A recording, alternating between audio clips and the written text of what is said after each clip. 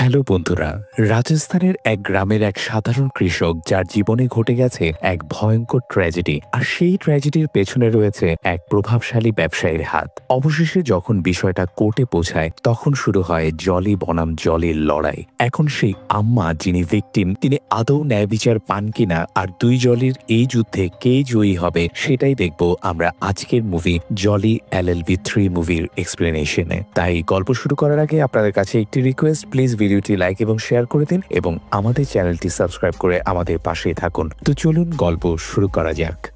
Movie শুরুতে আমাদেরকে দেখানো হয় 2011 সালের একটি দৃশ্য, যা ঘটে রাজস্থানের একটি ছোট্ট গ্রামে। সেখানে আমরা দেখি রাজারাম সোলাঙ্কিকে, যিনি একজন সাধারণ কৃষক। সেদিন তিনি তার পুত্রবধূকে নিয়ে গেছেন কোর্টে। তার বিরুদ্ধে মামলা চলছে কারণ তিনি জমিদারকে জমির সুদের টাকা দিতে পারেননি। জমিদার নাকি সেই জমি কিনে নিয়েছে, কিন্তু রাজা রাম কোর্টে দাঁড়িয়ে দাবি করে যে পুরো ব্যাপারটাই নকল কাগজপত্রের খেলা। তবে রাজস্থান ডিস্ট্রিক্ট কোর্টের বিচারকরা বলে দেয় যে জমিদারের দোষ কিছুই নেই, আইনি অধিকার অনুযায়ী জমি সে নিয়ে নিতে পারে। কিন্তু রাজারাম ভেঙে পড়েন আর কাঁদতে কাঁদতে বলেন কাগজগুলো সব ভুয়া, পুরোপুরি জাল কাগজ বানানো হয়েছে। তার পুত্রবধূ একই কথা বলার চেষ্টা করে, কিন্তু তখন আদালতে তাকে অপমানিত হতে হয়। বিচারক পর্যন্ত তাকে চুপ করিয়ে দেন এবং বলেন তোমার বলার কোনো অধিকার নেই, এখানে কেবল পুরুষরাই কথা বলবে। আর আমাদের রায়ে যদি বিশ্বাস না থাকে তবে পুলিশ, ডিএম, হাইকোর্ট কিংবা সুপ্রিম কোর্ট, যেখানে খুশি যাও, আমাদের সিদ্ধান্ত পরিবর্তন হবে না। এমনভাবে অপমানিত হয়ে তারা কোর্ট থেকে বেরিয়ে আসে। রাজারামের হাতে তখন আর কোনো উপায় থাকে না। আমরা দেখি রাতে তিনি নিজের কুটিরে বসে ছেলের ছবির দিকে তাকিয়ে আছেন, যে ছেলে আজ আর বেঁচে নেই, দেশের জন্য শহীদ হয়েছে। তার ছেলের বিধবা আজ তাদের সঙ্গেই থাকে। রাজারাম পুরনো এক ডায়েরি খুলে দেখেন কিভাবে তার পূর্বপুরুষরা জমিটা প্রজন্ম থেকে প্রজন্মে হস্তান্তর করেছেন। তার পরদাদা দিয়েছিলেন দাদাকে, দাদা দিয়েছিলেন তাকে, আর তিনি দিতে চেয়েছিলেন নিজের ছেলেকে। কিন্তু আজ তার সেই জমি নেই। জমি থেকে হয়তো তেমন ফসল আসে না বা তেমন দামও মেলে না, কিন্তু জমি তাদের কাছে মায়ের সমান। কার কাছে দিবে বা দিবে না সেই অধিকার তো তাদেরই। রাতের অন্ধকারে রাজারাম নিজের স্ত্রীকে ঘুমন্ত অবস্থায় রেখে সমস্ত জিনিসপত্র পাশে রাখেন এবং চুপি চুপি কুটির থেকে বেরিয়ে যান। চোখে তার অশ্রু। কিছুক্ষণ পরই তার মৃতদেহ পাওয়া যায় গ্রামের পুকুরে। তিনি আত্মহত্যা করেছেন।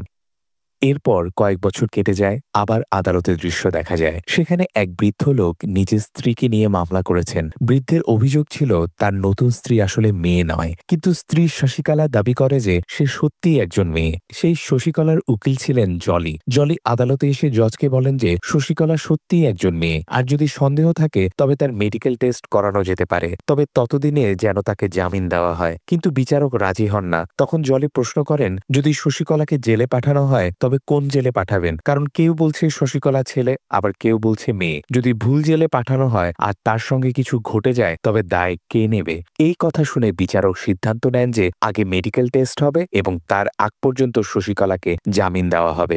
এরপর মেডিকেলের ফলাফলের ভিত্তিতে পরবর্তী সিদ্ধান্ত নেওয়া হবে। এই সিদ্ধান্ত শুনে জলি খুব খুশি হন, কারণ তার উদ্দেশ্যই ছিল শশিকলাকে জামিন পাইয়ে দেওয়া। এখানে আমরা জানতে পারি শশিকলা আসলে একজন ছেলে। সে ইচ্ছাকৃতভাবে এমন বৃদ্ধদের ফাঁদে ফেলে টাকা হাতাতো। তখন জলি শশিকলাকে সতর্ক করে বলে যদি ভবিষ্যতে এরকম কিছু করে আর কোনো সমস্যায় ফেসে যায় তবে যেন তাকে ডাক দেয়। ঠিক তখনই আরেকজন জলি আসে এবং জানতে পারে যে এই জলি তার শশিকলা কাস্টমারকেও নিয়ে নিয়েছে। এতে সে প্রচণ্ড রেগে যায়। এখানে বিষয়টি পরিষ্কার হয়ে যায় যে অক্ষয় কুমার হলেন জলি মিশ্রা আর আরশাদ ওয়ারসি হলেন জলি ত্যাগী। দুজনের নামই জলি হওয়ায় তাদের ক্লায়েন্টরা বিভ্রান্ত হয়ে যেত এবং ভুল জলির কাছে চলে যেত। দুজনেরই টাকার প্রতি প্রচণ্ড লোভ, আর তারা ছোটখাটো সিভিল কেস নিতে চায় না। যেসব কেসে বড় অঙ্কের টাকা থাকে সেখানেই ঝাঁপিয়ে পড়ে। ক্লায়েন্ট জিতুক বা হারুক, ওদের উদ্দেশ্য কেবল টাকা। জলি মিশ্রা ইচ্ছা করে ত্যাগীর ক্লায়েন্টদের টেনে নিজের কাছে নিয়ে আসতো। এতে ত্যাগী প্রচণ্ড ক্ষুব্ধ হয়ে মিশ্রার সঙ্গে ঝগড়ায় জড়াতো। পরে তাদের দুজনকে বোঝানো হয় যে এভাবে ঝগড়া না করতে। এরপরই আমরা দেখি ত্যাগী কোর্ট থেকে বেরিয়ে সরাসরি বাড়ি নয় যায় একটি এনজিওতে, যেখানে তার স্ত্রী কাজ করে। সেখানে কিছু রাজস্থানী কৃষক এসেছিলেন অভিযোগ করতে। আসলে তারা সবাই কৃষক যাদের জমি কেড়ে নেওয়া হয়েছিল। যে কোম্পানি তাদের জমি হরণ করেছে তার নাম ছিল ইম্পেরিয়াল এবং সেটির অবস্থান দিল্লিতে। তাই তারা দিল্লিতে এসেছে মামলা করতে। তখন সেই এনজিওর কর্মী লক্ষ্মীদি জলি ত্যাগীকে এই কেস নেয়ার জন্য অনুরোধ করে, কিন্তু ত্যাগী এই কেস নিতে চায় না, কারণ সে জানতো কৃষকদের কাছ থেকে টাকা পাওয়া যাবে না। তাই ইচ্ছা করেই সে তাদের জলি মিশ্রার কাছে পাঠিয়ে দেয়। মিশ্রা অনেক ক্লায়েন্ট দেখে খুশি হয়ে তাদের অভিযোগ নথিভুক্ত করে, কিন্তু পরে সে জানতে পারে আসলে এই কৃষকদের কাছে তো কোনো টাকাই নেই। তারা আসলে ত্যাগীর কাছে যেতে চেয়েছিল, কিন্তু ভুল করে তার কাছে চলে এসেছে। এই কথা শুনে মিশ্রার উপর যেন মাথায় বাড়ি পড়ে এবং কাঁদতে থাকে সে, কারণ এত কাজ করেও সে কোনো টাকাই পেল না। আর এদিকে ত্যাগী খুব খুশি হয়, কারণ সে মিশ্রার উপর প্রতিশোধ নিতে পেরেছে। এরপর আমরা দেখি ত্যাগী স্ত্রী সন্ধ্যা তাকে ফোন করে। সে বলে, জানকী আম্মা তোমার কাছে আসবে, ওর জমি নিয়ে কেস আছে, কেসটা শোনো এবং রেজিস্টার করে নাও। যদি একবার তার গল্প শোনো তুমি ইমোশনাল হয়ে যাবে। কিন্তু ত্যাগীর ইমোশনের সঙ্গে কোনো সম্পর্ক নেই, কারণ তার নিজের মেয়েও বড় হচ্ছে, তাকে ভালো স্কুলে ভর্তি করাতে হবে। কৃষকদের এই ধরনের কেসে টাকা প্রায় নাই বললেই চলে, আর ঝামেলাও অনেক। তাই ত্যাগী সরাসরি কেসটা ফিরিয়ে দেয় আর পাঠিয়ে দেয় কার কাছে? মিশ্রা। তখন মিস্টার জানকী আমাকে বলেন যে তিনি সেই জলি নন যাকে খুঁজে তিনি এসেছেন, তাই তিনি যেন ফিরে গিয়ে ত্যাগীর কাছেই যান। কিন্তু যেহেতু ত্যাগীও মামলা নেয়নি, তাই জানকী আম্মা গিয়ে ত্যাগীর বাড়ির বাইরে বসে পড়েন। আসলে মিশ্রাই তাকে এটা করতে বলেছিল। ত্যাগীর স্ত্রী যখন দেখে যে জানকী আম্মা বাইরে বসে আছেন, তখন তিনি রাগ করে ত্যাগীকে প্রশ্ন করেন কেন তিনি জানকী আম্মাকে সাহায্য করেনি। তখন ত্যাগীর উত্তর ছিল তিনি জানতেন যে জানকী আম্মার মামলা খুব জটিল ও গুরুতর, আর তিনি ঝামেলায় যেতে চান না, কারণ তাদের একটি ছোট মেয়ে আছে। কিন্তু তার স্ত্রী তাকে বোঝান যে সত্যের পাশে সবসময় দাঁড়ানো উচিত। সে বলে, এটা তোমার দায়িত্ব আর রেপুটেশনের প্রশ্ন। তুমি যদি জানকী আমার গল্প একবার শোনো, তাকে আর ফিরিয়ে দিতে পারবে না। তারপর জানকী আম্মা নিজের গল্প বলতে শুরু করে, কিভাবে তার স্বামী এই দুনিয়া ছেড়ে চলে গেছে, কিভাবে সে একাই লড়াই করার চেষ্টা করেছিল এই দখলদারদের বিরুদ্ধে, কিন্তু সফল হতে পারেনি। মামলার নাম রাজারাম সোলাঙ্কি বনাম ইম্পেরিয়াল গ্রুপ। এই গ্রুপ বেআইনিভাবে অসংখ্য কৃষকের জমি দখল করেছে, কাউকে টাকা দিয়ে প্রলুব্ধ করেছে, কাউকে হুমকি দিয়েছে, আবার কারো প্রাণ পর্যন্ত কেড়ে নিয়েছে। জানকী আম্মার থেকে এই করুণ কাহিনী শোনার পর জলি ত্যাগী অবশেষে রাজি হয়। সে আবেগতাড়িত হয় এবং মামলাটি নিজের হাতে নেয়। তারপর দেখা যায় শুনানির তারিখ পড়ে যায়। বিচারক আর কেউ নন, আমাদের প্রিয় গোলগাল টেডিবিয়ার জজ। দেখতে ভীষণ কিউট, কিন্তু তার বিচার সবসময় সঠিক হয়। কোর্টে হাজির হয় সেই বহুল আলোচিত কেস জানকী আম্মা বনাম ইম্পেরিয়াল গ্রুপ। ইম্পেরিয়াল গ্রুপ চাইছে বিকানের থেকে বোস্টন পর্যন্ত বিশাল প্রজেক্ট বানাতে। সেই প্রজেক্টের মধ্যে জানকী আম্মাদের গ্রাম পড়ে। অনেক কৃষকের জমি বেআইনিভাবে দখল করে নিয়েছে এরা। কারো জমি সরাসরি কিনেছে, কাউকে টাকায় ফুসলিয়েছে, আবার কারো জমি দখল করেছে প্রভাব খাটিয়ে। ভূমি রাজস্ব কর্মকর্তা থেকে ডিএম সবাই মিলে কাজ করছে তাদের সাথে। বিচারক বলে, ঠিক আছে, শুনানি শুরু করা যাক। তখন ত্যাগী আদালতে দাঁড়িয়ে বলে কিভাবে এরা বেআইনিভাবে কৃষকদের জমি হাতিয়েছে। কিন্তু বিপরীত পক্ষ থেকে ইম্পেরিয়াল গ্রুপের আইনজীবী হিসেবে কে প্রবেশ করে?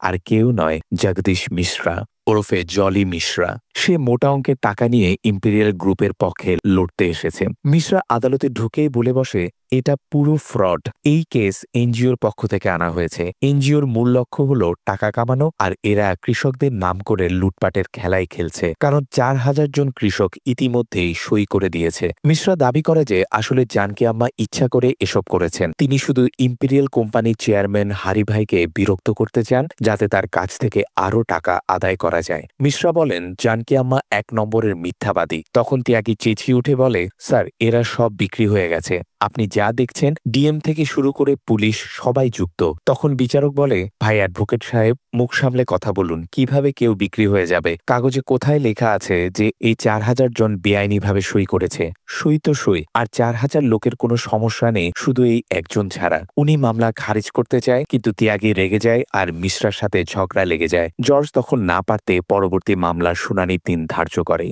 এরপর মিশ্রাকে হারি ভাইয়ের পার্টিতে আমন্ত্রণ জানানো হয়। সেখানে হারি ভাইয়ের বাড়িঘর দেখে মিশ্রা খুব খুশি হয়। তখন হারি ভাই মিশ্রার সঙ্গে দেখা করে তাকে বলেন যে তিনি চান এখন থেকে মিশ্রা শুধু তার জন্যই কাজ করুক এবং তার বিনিময়ে প্রতিদিন 50,000 টাকা বেতন পাবেন। এই কথা শুনে মিশ্রার খুশির সীমা থাকলো না, কারণ প্রতিদিন এত টাকা পাওয়া সত্যি বিরল ব্যাপার। এরপর যখন মিশ্রা এই বিষয়টি জানাতে নিজের বাড়ি ফেরেন, তখন দেখেন সেখানে জানকী আম্মা এসেছে। জানকী আম্মা তাকে বলেন তিনি মিথ্যাবাদী নন। এখানে মিশ্রা প্রথমবার জানকী আম্মার আসল গল্প জানতে পারেন। আসলে জানকী আম্মার স্বামী রাজারামজি আত্মহত্যা করেছিলেন, কিন্তু তারপরেও জানকী আম্মা হাল ছাড়েননি। তিনি চেয়েছিলেন স্বামীর জমি আবার ফিরে পেতে, কিন্তু সবকিছু তার হাতের বাইরে চলে গিয়েছিল। যখন হারিভাই জানতে পারে যে গ্রামের কিছু লোক তাদের বিরোধিতা করছে, তখন তিনি নিজে রাজারামের বাড়িতে যান এবং সবকিছু নিজের নিয়ন্ত্রণে আনতে চান। সেখানে গিয়ে তিনি জানকী আম্মাকে তাদের জমির বদলে 10 লক্ষ টাকার চেকও দেন, কিন্তু জানকী আম্মা সেই চেক ছিঁড়ে ফেলেন এবং বলেন যখন তিনি জমি বিক্রি করতে চান না, তখন তারা কেন কিনতে আসছে।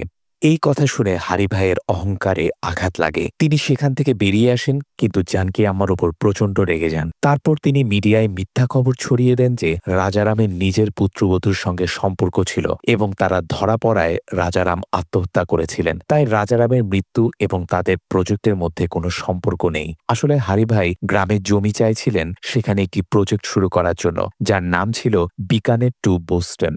হারিভাইয়ের কারণে খবরের কাগজে ছাপা হয় যে রাজারামের নিজের পুত্রবধূর সঙ্গে সম্পর্ক ছিল, আর এই কথা যখন রাজারামের পুত্রবধূ জানতে পারে তখন সেও আত্মহত্যা করে। এখন মিশ্রা জানকী আম্মার আসল গল্প জেনে যায় এবং বুঝতে পারে ইম্পেরিয়াল কোম্পানি তাদের সঙ্গে কত বড় অন্যায় করেছে। সে জানায় এই অবস্থায় সে আর তাদের কেস লড়তে পারবে না। তাই পরদিন সে ইম্পেরিয়াল অফিসে গিয়ে হারিভাইকে সরাসরি বলে তাকে সত্যটা আগে বলা উচিত ছিল। যদি সে এইসব কিছু জানত তবে কোনোদিনই তাদের আইনজীবী হতো না। এবার হারিভাই মিশ্রাকে অনেক লোভ দেখানোর চেষ্টা করে, কিন্তু মিশ্রা তার কথায় প্রলুব্ধ হয় না। সে সরাসরি না বলে চলে আসে এবং হারিভাইকে সতর্ক করে দেয় যে আদালতেই এবার দেখা হবে তার সাথে।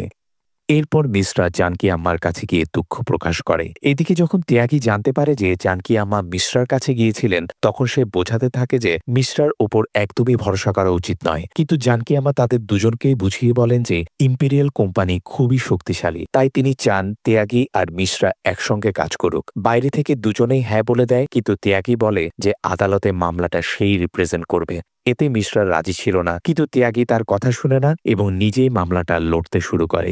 অন্যদিকে হারিভাইও বিক্রম নামের একজন বড় আইনজীবীকে ভাড়া করে আনে। বিক্রম বলে 4000 লোকের কোনো সমস্যা নেই, শুধু একজন ছাড়া। তখন ত্যাগী আরো 40 জনকে হাজির করে বলে শুধু জানকী আম্মা নয়, এই 40 জনও পিটিশন দিয়েছে, তাদের জমিও বেআইনিভাবে নেওয়া হয়েছে। তখন বিক্রম ডকুমেন্টস চেক করে বলে ফেজ 1-এ এগুলো 1 বছর আগেই নেওয়া হয়েছে, 1 বছর পর এসে এখন কেস করছে। কেস তো হয় না, ওদের অফিসারের কাছে যাওয়া উচিত ছিল, কারণ আইন মেনে তারা সই করেছে। জর্জ পিটিশন চেক করে দেখে সেখানে অনেক বানান ভুল আছে। এটা দেখে বিচারক তাকে বকতে থাকে, আর মিশ্রা পাশ থেকে সেটা দেখে হেসে ওঠে। এতে ত্যাগী মিশ্রার উপর প্রচণ্ড রেগে যায়, কিন্তু জজ কোনো রায় দেয় না। শেষে আরেকটি তারিখ দিয়ে দেয়। পরে অ্যাসিস্ট্যান্ট জিজ্ঞাসা করে জজকে, পুরো বিষয়টাই তো স্যার ক্লিয়ার ছিল, তবুও আপনি আরেকটা দিন কেন দিলেন? জজ বলে, আমি সুযোগ দিয়েছি এই দুই জলিকে, কারণ যতই খারাপ হোক মানুষ দুজন কিন্তু খুবই ইমানদার। আরেকটা তারিখ দিয়েছি যেন তারা প্রমাণ এনে দিতে পারে। এরা আবার একদম শেষ মুহূর্তে প্রমাণ হাজির করার ওস্তাদ। এদিকে কোর্ট থেকে বাইরে আসার পর ত্যাগী আর মিশ্রার মধ্যে ভীষণ ঝগড়া শুরু হয়ে যায়। দুজনই একে অপরের সঙ্গে কাজ করতে চাইছিল না। এই খবর টিভিতেও ছড়িয়ে পড়ে। যখন তাদের স্ত্রীরা জানতে পারে যে তারা এইভাবে ঝগড়া করছে, তখন দুজনকেই সতর্ক করে দেয় যে তাদের বোকামির কারণে যদি জানকী আম্মার কেস হেরে যায় তাহলে আর কখনো তাদের সঙ্গে কথা বলবে না। এই কথা শুনে দুজন জলই বুঝে যায় যে কেস জিততে হলে তাদের বন্ধু হয়ে একসঙ্গে কাজ করতে হবে। অন্যদিকে হারিভাই যেভাবে হোক তার প্রজেক্ট দ্রুত শুরু করতে চাইছিল, কিন্তু সে বুঝতে পারছিল না গ্রামবাসীদের কিভাবে উচ্ছেদ করবে। তখন এলাকার এক পুলিশ অফিসার তাকে পরামর্শ দেয় তারা যেন গ্রামে জরুরি অবস্থা ঘোষণা করে লোকজনকে বের করে দেয়, আর যদি তারা না বেরোয় তবে জোর করে পুলিশি শক্তি ব্যবহার করে সরিয়ে দেওয়া হবে। হারিভাই এতে রাজি হয়ে যায়। এরপর গ্রামবাসীদের জানানো হয় 24 ঘন্টার মধ্যে গ্রাম খালি করতে হবে, নইলে জোর করে বের করে দেওয়া হবে। ঠিক তখনই দুই জলই সেখানে পৌঁছে গিয়ে গ্রামবাসীদের বোঝায় পুলিশ চাইছে গ্রামবাসীরা যেন প্রথমে আক্রমণ করে, এতে পুলিশ সুযোগ পেয়ে তাদের মারধর করে তাড়িয়ে দিতে পারবে। আপনাদের সবচেয়ে বড় অস্ত্র হলো মোবাইল ফোন। পুলিশ যদি রাইফেল নিয়ে দাঁড়ায়, আপনাদের হাতে ক্যামেরা আছে, ভিডিও চালু করুন, ক্যামেরা তাদের দিকে ঘুরিয়ে দিন। এদিকে পরিকল্পনা হয় ডিএম এর ওপর গুলি চালিয়ে পুলিশ আর কৃষকদের মধ্যে সংঘর্ষ লাগানো। তাই হয়, ডিএমকে টার্গেট করে গুলি চালায় হারিভাইয়ের এক লোক। এরপর বাকি পুলিশরা গ্রামবাসীদের খুব খারাপভাবে পেটাতে শুরু করে। তখন মিশ্রা সেই শুটারের পেছনে দৌড়ে যায় এবং প্রায় ধরেই ফেলেছিল, কিন্তু হঠাৎ কেউ সেই শুটারকে গুলি করে মেরে ফেলে। এরপর মিশ্রা যখন ফিরে আসে তখন দেখে গ্রামবাসীদের সঙ্গে সঙ্গে ত্যাগীও গুরুতরভাবে আহত হয়েছে। উপরন্তু গ্রামবাসীদের বাড়িঘরও জোর করে ভেঙে ফেলা হয়েছে। এরপর মিশ্রা সবাইকে হাসপাতালে নিয়ে যায় এবং সেখানে ত্যাগীর চিকিৎসা শুরু হয়। মিশ্রা খুব ভেঙে পড়ে যায়। কিছু সময় কেটে যায়। এবার মামলার ফাইনাল হিয়ারিং শুরু হওয়ার কথা হয়। এই জন্য আদালতের চারপাশে সিসিটিভি ক্যামেরা লাগানো হয়, যাতে ইন্টারনেটে সবাই লাইভে দেখতে পারে আদালতে কি হচ্ছে। সবাই দেখবে, কারণ কেস এখন জাতীয় ইস্যু হয়ে গেছে। এরপর মামলার শুনানি শুরু হয়। যেহেতু ত্যাগী আহত অবস্থায় হাসপাতালে ছিল, তাই এবার মিশ্রাই মামলার রিপ্রেজেন্ট করতে নামে। এদিকে ইম্পেরিয়ালের চেয়ারম্যান হারিভাইও আদালতে হাজির হয়। এবার হারিভাইয়ের উকিল বিক্রম আদালতে বলতে শুরু করে, আজ আমি কিছু তথ্যের ভিত্তিতে কথা বলবো। এরা যে আন্দোলন করছে তাতে দেশ কতটা পিছিয়ে যাচ্ছে জানেন? এটা একটা ন্যাশনাল রিসার্চ, একটা বই লেখা হয়েছে বিজ্ঞানের নিয়ে। তাতে লেখা হয়েছে গ্রামের জমিগুলো ধীরে ধীরে খারাপ হয়ে যাচ্ছে। বৃষ্টি হয় না, পানি নেই। এভাবে চললে এলাকায় কোনো উন্নতি হবে না। যদি এখানে ইন্ডাস্ট্রি আসে, কারখানা আসে, তাহলে এরা নিজেরা কাজ পাবে, রোজগার হবে, এলাকায় উন্নতি হবে, গ্রামেরও বিকানেরও। তাই আমার মনে হয় এই প্রজেক্ট হওয়া দরকার। এবার ক্রস করার জন্য মিশ্রা আসে। সে বলে, আপনি আগে কতগুলো রিসার্চ করেছেন? প্রতিবারই সেই জায়গায় রিসার্চ করেছেন যেখানে ইম্পেরিয়াল গ্রুপ জমি দখল করেছে, গ্রাম খালি করিয়েছে। উড়িষ্যা, পশ্চিমবঙ্গ, অরুণাচল, সব জায়গাতেই একই কাহিনী। কখনো বলেন পরিবেশ খারাপ, কখনো বলেন দূষণ বেশি, কখনো বলেন জমি নেই। আসলে সবই মিলেমিশে খাওয়া। পুরো সিস্টেমটাই কারাপ্টেড। তখন বিক্রম বলে, স্যার, আবার অনৈতিক অভিযোগ। এটা ন্যাশনাল রিসার্চ, কোনো প্রমাণ আছে আমরা মিলে খাচ্ছি? এই ভাবনাই দেশকে পিছিয়ে দিচ্ছে। বড় কাজ, বড় ইনফ্রাস্ট্রাকচার হলে কারো না কারো তো বলিদান দিতেই হয়। স্যাক্রিফাইস তো করাই লাগে স্যার। আমরা আজ অনলাইনে বসে অর্ডার করতে পারছি, গেম খেলতে পারছি, সার্ভিস পাচ্ছি, কিন্তু এর জন্য কাউকে না কাউকে বলিদান দিতে হয়েছে। একজন শিল্পপতি সবসময় সাধারণ মানুষের উন্নতির জন্য ইনফ্রাস্ট্রাকচার তৈরি করে। এরা কোনোদিনই তা বুঝবে না। এগুলো বলতে বলতে সে আরো বলে যে কিছু কৃষক একেবারেই অনড়। তারা ভাবে কৃষিকাজ ছাড়া তাদের আর কোনো বিকল্পই নেই। অথচ কৃষকরা চাইলে কৃষিকাজের বাইরেও অনেক কিছু করতে পারে। অনেক কৃষক তাদের জমি হারিভাইকে বিক্রি করে দিয়েছে, কিন্তু কয়েকজন কৃষক অনড় থেকে গিয়েছে আর হারিভাইয়ের সঙ্গে প্রতারণার চেষ্টা করেছে। হারিভাইকে বদনাম করার জন্যই এসব নাটক করা হচ্ছে। অথচ হারিভাই আসলে সবার মঙ্গল চেয়েছেন, নিজের টাকায় সবকিছু করেছেন। কিন্তু মিশ্রা উঠে দাঁড়িয়ে বলে যে হারিভাই কোনো নিজের টাকা খরচ করেননি। তিনি সরকারি ব্যাংক থেকে প্রচুর লোন নিয়েছেন, আর সেই ব্যাংকগুলোর টাকা সাধারণ মানুষেরই টাকা। তাছাড়া হারিভাই কৃষকদের যে দাম দিয়েছেন তা এতই কম ছিল যে তাতে কোনোভাবে সংসার চালানো সম্ভব নয়। ইচ্ছে করে তিনি কৃষকদেরকে ফাঁদে ফেলে ভয় দেখিয়ে তাদের জমি ছিনিয়ে নিয়েছেন। মিশ্রা যখন এসব বলছে তখনই খবর আসে তাদের সাক্ষী আসতে চলেছে। তাই সেই বিচারকদের কাছে অনুরোধ করে যে 10 মিনিট অপেক্ষা করা হোক। কিন্তু বিপক্ষ উকিল আপত্তি জানায় যে এইভাবে আদালত মাঝপথে বন্ধ করা যায় না। তখন মিশ্রা অজুহাত দেয় যে তার পেটের সমস্যা হয়েছে, এখনই টয়লেটে যেতে হবে। বিচারক তাকে অনুমতি দেন এবং 10 মিনিট বিরতির ঘোষণা করেন। এই সিদ্ধান্তে হারিভাই প্রচণ্ড ক্ষেপে যায়। হাজার কোটি টাকার মালিক সে, আর কিনা সে তার বাথরুমের জন্য দাঁড়াতে হবে? এবং বিচারককে সে বোকা বলে গালি দিতে থাকে। এতে বিচারক আরও রেগে যান এবং পুলিশকে আদেশ দেন হারিকে চুপচাপ বসিয়ে রাখতে, তার মুখ থেকে যেন আর একটা শব্দ বের না হয়। 10 মিনিট পর দেখা যায় ত্যাগী সাক্ষীকে নিয়ে এসেছে। আসলে সেই হাসপাতালেই যেখানে ত্যাগী ভর্তি ছিল সেখানে সেই সাক্ষীও অ্যাডমিটেড ছিল। আর সে আর কেউ নয়, সেই ডিএম, ডিস্ট্রিক্ট ম্যাজিস্ট্রেট অফিসার, যাকে শুটার গুলি করেছিল। সে বিচারককে জানায় যে কিভাবে হারিভাই জোর করে কৃষকদের জমি কেড়ে নিয়েছিল, পুরো টাকা দেয়নি, আর তার মাধ্যমেই হারিভাই সব দুর্নীতি করেছিল। এমনকি সেদিন গ্রামের লোকেরা মোটেও গুলি চালায়নি, পুরো পরিকল্পনাটাই ছিল গ্রামের প্রধান আর হারিভাইয়ের। সব শুনে বিচারকের সামনে পুরো সত্য বেরিয়ে আসে। এরপর মিশ্রা বলে যে মামলাটা এবার থেকে ত্যাগী লড়বে। এটা শুনে ত্যাগী বিস্মিত হয়, কারণ সে আশা করেনি মিশ্রা তাকে সুযোগ দেবে। ত্যাগী নিজের বক্তব্য শুরু করে, আমি তো আস্তে আস্তে বিক্রমজির ভিডিও দেখছিলাম, যেখানে বিক্রম বলছিলেন বড় কিছু হলে স্যাক্রিফাইস লাগবেই। আমি পুরোপুরি একমত। দেশের জন্য বড় কাজ হলে কারো না কারো বলিদান দিতেই হবে। সে জানায় গবেষণা করতে গিয়ে সে দেখেছে দিল্লিতে নতুন একটি স্কিম আসছে যেখানে অবকাঠামো উন্নত হবে, তবে তার জন্য 2-3টি বাড়ির প্রয়োজন। কিন্তু ওই বাড়ির মালিকরা বাড়ি দিতে রাজি নয়। ত্যাগী ছবি দেখায় আর দেখা যায় সেটা হারিভাইয়ের বাড়ি। ত্যাগী প্রশ্ন করে, যখন হারিভাই উন্নয়নের নামে কৃষকদের জমি কেড়ে নিতে পারেন তখন নিজের বাড়ি কেন ছাড়ছেন না? দেশের উন্নয়নের চিন্তা কি আর নেই তার? এরপর সে আরো ছবি দেখায়, এইবার হারিভাইয়ের উকিলের বাড়ি, যে লোকও নিজের বাড়ি দিতে নারাজ। শেষে ত্যাগী আরেকটি ছবি দেখায়, এবার সেটা বিচারকের নিজের বাড়ি। এটা দেখে বিচারক চমকে যান। তিনি স্পষ্ট বলেন তার বাড়ি তিনি দিবেন না। ত্যাগী বলে সে নিশ্চয়তা দিচ্ছে দ্বিগুণ দাম তিনি পাবেন। বিচারক তবু রাজি হন না। ত্যাগী 3 গুণ দাম অফার করেন। বিচারক বলেন, যদি বিক্রি করতেই না চাই তাহলে দাম বাড়িয়ে কি লাভ? তখন ত্যাগী প্রশ্ন তোলে, দেশের উন্নতির জন্য কি বিচারক এই ছোট্ট ত্যাগও করবেন না? বিচারক বলেন, ওটা তার নিজের বাড়ি, তিনি নিজেই সিদ্ধান্ত নেবেন এর সঙ্গে কি করবেন। ত্যাগী শান্তভাবে তখন জবাব দেয়, ঠিক এই একই কথাটাই তো জানকী আর বাকি কৃষকরাও বলতে চেয়েছিল। ওই জমি তাদের, তাই কি করবে আর কি করবে না সেটা তারাই ঠিক করবে। আপনাদের ইচ্ছা আপনারা বাড়ি বিক্রি করবেন না, কিন্তু জানকী আমার ইচ্ছা, তার ইচ্ছার কোনো মূল্য নেই, তাই না? কারণ তিনি আপনাদের মতো ক্ষমতাশালী নন, আপনাদের মতো কেস পিটিশন করতে পারেন না, আপনাদের মতো ধনীও নন। তাহলে কি তার ইচ্ছার কোনো দাম নেই এই দেশে? নিয়ম সবার জন্য সমান হওয়া উচিত, গরিবের জন্য আলাদা আর ধনীদের জন্য আলাদা হওয়া উচিত নয়। ত্যাগী বলে, যদি আপনাদের থেকেও জোর করে বা ফাঁদে ফেলে বাড়ি কেড়ে নেওয়া হতো তাহলে কেমন লাগতো? এরপর আমরা দেখি জানকী আম্মা ফুপিয়ে ফুপিয়ে কাঁদতে থাকেন। সব শোনার পর বিচারক রায় ঘোষণা করেন। তিনি বলেন, হারি ভাই যেসব মানুষের জমি জোর করে কিংবা ফাঁসি নিয়েছেন সব জমি তাকে ফেরত দিতে হবে, সেই সঙ্গে তাদের ক্ষতিপূরণও দিতে হবে, আর যদি না দেন তাহলে তাকে জেল খাটতে হবে।